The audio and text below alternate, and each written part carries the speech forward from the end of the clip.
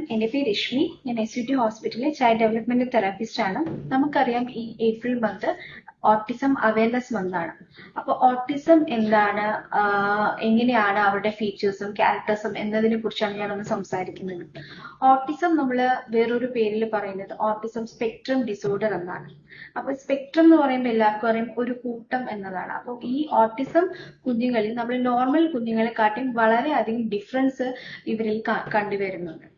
നമുക്ക് ഈ ഓട്ടിസം തിരിച്ചറിയാൻ പറ്റുന്നത് അപ് ടു 1.5 2 ഇയേഴ്സ് ഒക്കെ ആവുന്ന ടൈമിൽ നമുക്ക് കുറച്ചൊക്കെ അവരിൽ നിന്ന് ഒരു ക്യാരക്ടർ ബിഹേവിയർ ചേഞ്ചസിലൂടെ നമുക്ക് കുഞ്ഞിന് എന്തെങ്കിലും ഇഷ്യൂസ് ഉണ്ടോ അല്ലെങ്കിൽ ഓട്ടിസത്തിന്റെ എന്തെങ്കിലും സിംറ്റംസ് ആണോ എന്ന് നമുക്ക് പാരന്റ്സിന് തന്നെ വീട്ടിൽ നമുക്ക് നോട്ടീസ് ചെയ്യാവുന്നതാണ്.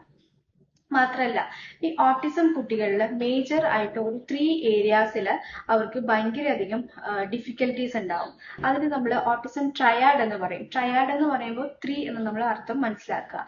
ഈ ട്രയാഡ്സിൽ 3 ട്രയാഡാണ് നമ്മൾ പ്രത്യേകമായിട്ട് നമ്മൾ ശ്രദ്ധിക്കേണ്ടത്. അതിൽ ഫസ്റ്റ് വൺ എന്ന് പറയുന്നത് റെപ്പിറ്റേറ്റീവ് മൂവ്മെന്റ്സ് ആണ്, അല്ലെങ്കിൽ റെപ്പിറ്റേറ്റീവ് ബിഹേവിയർ ആണ്. ഈ ഓട്ടിസം കുഞ്ഞുങ്ങളിൽ നമുക്ക് എല്ലാ കുഞ്ഞുങ്ങളിലും ഒരേപോലത്തെ ക്യാരക്ടേഴ്സ് അല്ലെങ്കിൽ ഒരേപോലത്തെ ഫീച്ചേഴ്സ് ആവാൻ ചാൻസ് ഇല്ല. ഇവരുടെ ക്യാരക്ടേഴ്സ് ഫീച്ചേഴ്സും ഡിഫറെന്റ് ആയി മാറിക്കൊണ്ട് തന്നെ ഓരോ കുഞ്ഞിന്റെയും സ്പെക്ട്രം അനുസരിച്ച് മാറിക്കൊണ്ട് തന്നെ ഇരിക്കും.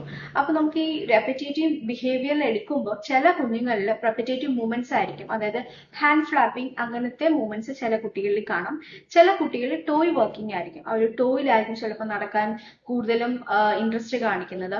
ചില കുട്ടികളിൽ സർക്കുലർ മൂവ്മെന്റ്സിനോട് ഭയങ്കരമായിട്ട് അട്രാക്റ്റീവ് ആയിരിക്കും, അത് ഫാന് കാണുമ്പോൾ അവർക്ക് ഭയങ്കര ഒരു അട്രാക്ഷൻ തോന്നുക. അതുപോലെ തന്നെ അവര് ടോയ്സ് വെച്ച് കളിക്കുന്ന സമയത്ത്, ഇപ്പൊ കാറൊക്കെയാണ് വെച്ച് കളിക്കുന്ന ടൈമെങ്കിൽ അവര് കാറിന്റെ നമ്മള് നോർമൽ എങ്ങനെ കുട്ടികൾ ആ കാർ മൊത്തത്തോടെ ഓട്ടിച്ച് കളിക്കാനായിരിക്കും കൂടുതൽ ഇൻട്രസ്റ്റ്.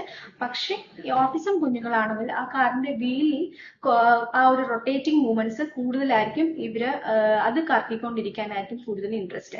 മാത്രമല്ല ഇവർക്ക് ഒരേ പാറ്റേൺ ആയിരിക്കണം ചില കുഞ്ഞുങ്ങൾ അറ്റൻഡ് ആവുന്നത്. അതായത് ഇപ്പൊ ഒരു ബിൽഡിംഗ് ബ്ലോക്സ് ട്രെയിനിന്റെ രൂപത്തിൽ അടുക്കി വെക്കുകയാണെങ്കിൽ നമ്മൾ സ്ട്രെയിറ്റ് ആയിട്ട് വെച്ച് കഴിയുമ്പോൾ അവർക്ക് അത് ഇറിറ്റേഷൻ ഉണ്ടാവാനുള്ള ചാൻസ് ഉണ്ട്. അവർക്ക് ഈ സ്ട്രെയിറ്റ് മൂവ്മെന്റ് തന്നെ ആ ഒരു ബിൽഡിംഗ് ബ്ലോക്സിൽ വേണം. അങ്ങനെ ഒരു ചേഞ്ചസ് ഇവർക്ക് വന്നു കഴിയുമ്പോൾ ഇവരുടെ ബിഹേവിയറിൽ ഇഷ്യൂസ് നമുക്ക് കണ്ടുവരാം. അവർക്ക് ഒരേ ആയിട്ടുള്ള പാറ്റേൺ ആയിരിക്കും ഇവര് കീപ്പ് ചെയ്യുന്നത്. ഇതാണ് റെപ്പിറ്റേറ്റീവ് മൂവ്മെന്റ്സിൽ വരുന്നത്. സെക്കൻഡ് വൺ എന്ന് പറയുന്നത് കമ്മ്യൂണിക്കേഷൻ ഇഷ്യൂസ് ആണ്. അതായത് കമ്മ്യൂണിക്കേഷനിൽ ഇവർക്ക് വളരെയധികം ചേഞ്ചസ് നമ്മൾ കണ്ടുവരാം. ഇപ്പൊ നമ്മൾ കമ്മ്യൂണിക്കേറ്റ് ചെയ്യുമ്പോൾ നമ്മൾ എങ്ങനെയാണ്, നമ്മൾ ഒരാളുടെ കണ്ണിൽ നോക്കി സംസാരിക്കും. അപ്പൊ ഇവർക്ക് ഐ കോണ്ടാക്ട് കുറയാനുള്ള ചാൻസസ് കൂടുതലാണ്. മാത്രമല്ല നമ്മൾ വിളിക്കുമ്പോൾ ഇവർക്ക് ആ ഒരു റെസ്പോണ്ട് ഇവർ തരാനുള്ള ചാൻസസും കുറവ് തന്നെ ആയിരിക്കും. നമ്മൾ ഇവരുടെ പേര് വിളിക്കുകയാണെങ്കിൽ ഇവർ ഓൺ ദ ടൈം റെസ്പോണ്ട് ചെയ്യാൻ ചാൻസസ് വളരെ കുറവായിരിക്കും. ചില കുട്ടികൾ നമ്മളിപ്പോ പേരെന്താ എന്ന് ചോദിക്കുകയാണെങ്കിൽ എക്കോലാലിയ എന്ന് പറയുന്ന ഫീച്ചർ വരാം. അതായത് നമ്മൾ പേരെന്താ എന്ന് ചോദിക്കുമ്പോൾ തിരിച്ചും അതേപോലെ തന്നെ പേരെന്താണ് എന്നിങ്ങോട്ട് കുട്ടികൾ ചോദിക്കാനുള്ള ചാൻസസ് ഉണ്ട്. നമ്മൾ എന്തെങ്കിലും ക്വസ്റ്റ്യൻ ചോദിക്കുകയാണെങ്കിൽ അതിന് പ്രോപ്പർ ആയിട്ടുള്ള ആൻസർ തരാനും ചില കുഞ്ഞുങ്ങൾ മടിക്കുന്നതും കാണാം.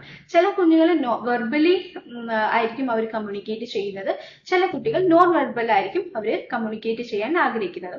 ഓരോ രീതിയിലും, അതായത് ഓട്ടിസം എത്രയാണെന്നുള്ള സ്കോറിംഗ് നമ്മൾ നോക്കുകയും അത്യാവശ്യമാണ്. അവരുടെ ലെവൽ എങ്ങനെയാണെന്നുള്ളത് അത് അനുസരിച്ച് ഈ കുഞ്ഞുങ്ങളുടെ ഫീച്ചേഴ്സും ക്യാരക്ടേഴ്സും മാറിക്കൊണ്ട് തന്നെ ഇരിക്കും.